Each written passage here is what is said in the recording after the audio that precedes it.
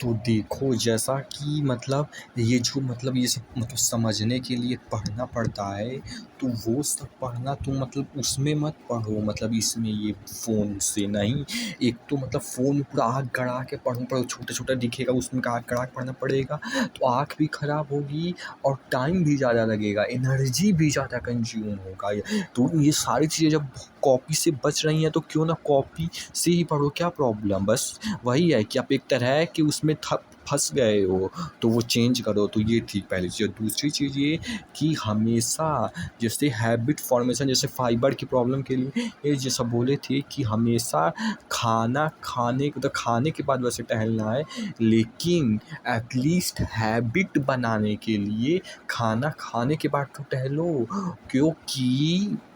मतलब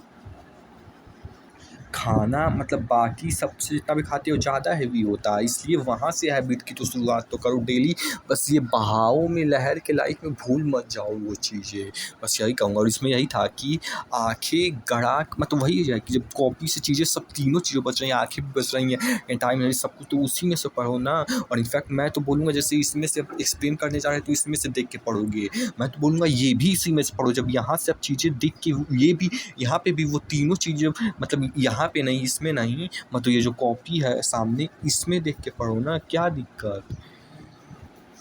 तो बस वही है कि मतलब इसमें देख के पढ़ो कॉपी में, और जो है अगर एक्सप्लेन भी कर जा रहे हो तो अगर पॉसिबल हो तो इसमें देखो, नहीं तो इस तब देख सकते हो इसमें। तो बस यही कहना था। और देखो जैसा आज का जो हमारा कॉन्सेप्ट है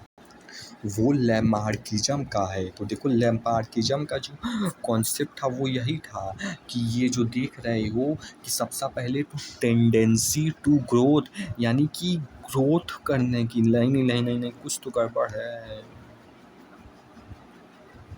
नहीं, लैमार्क का तो बता दिए थे, इसका बताना था डार्विनिज़्म का, तो उसमें देखो यही है ये चारों पॉइंट, इसी को बस इसमें चारों चीज़ों को कनेक्ट कर देना है। देखो सबसे पहला तो यही है कि ऑर्गेनिज्म में संतान उत्पत्ति की यानी कि फर्टिलिटी की संभावना इन्फिनिट मानी बहुत ज़्यादा होती है, क्योंकि एक इंसान मतलब कितना भी मतलब बच्चा पैदा कर सकता है, तो बहुत ज़्यादा होती है हर चीज़ ऑर्गेनिज्म में। और दूसरा है कि एडेप्टेबिलिटी इन स्पीसीज़, यानी कि जो स्पीसीज़ बदलते माहौल के हिसाब से, कठिनाइयों के हिसाब से उसमें एडाप्ट करने की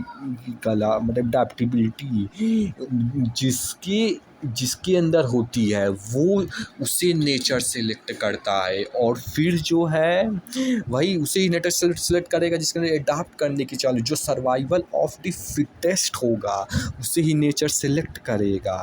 और फिर से उसकी और ऑर्गेनिज्म वाली और फर्टालिटी वाली उसके भी और ऑर्गेनिजम्स होंगे, उनमें से भी अब जो सर्वाइवल ऑफ द फिटेस्ट होगा तो फिर से वो जनरेशन आगे कंटिन्यू होगी। और इस कंटिन्यूएशन में जो है मतलब वेरिएशंस भी होते हैं, कि बीच बीच में वेरिएशंस चेंजेस भी होते हैं। तो यही सब ही है जो थोड़ा अच्छे से किया